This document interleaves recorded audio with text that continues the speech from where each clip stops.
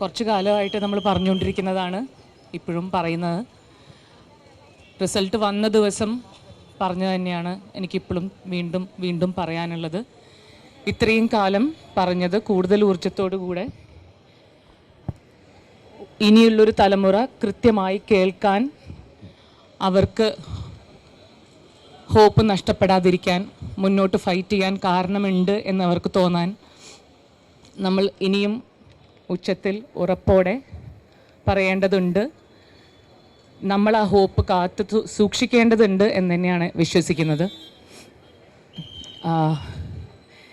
ഇത്രയും വലിയൊരു ഫൈറ്റിൻ്റെ ഇടയ്ക്ക് ഈ ഒരു അവസരത്തിൽ നിൽക്കുമ്പോഴും വീണ്ടും IFFK പോലത്തെ ഒരു സ്പേസിൽ നിന്നുണ്ടായിട്ടുള്ള വാർത്ത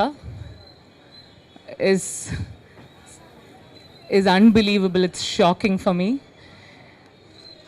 ഈ ഒരു സ്പേസിൻ്റെ ഉള്ളിൽ പോലും, ഈ ഒരു വർക്ക് സ്പേസിൻ്റെ ഉള്ളിൽ പോലും ഇപ്പോഴും സേഫ് അല്ല എന്ന് പറയുന്ന ഒരവസ്ഥ നമ്മൾക്കുണ്ട്. നമുക്കതിനെക്കുറിച്ച് സംസാരിക്കേണ്ടി വരുന്നു എന്നുള്ളൊരവസ്ഥ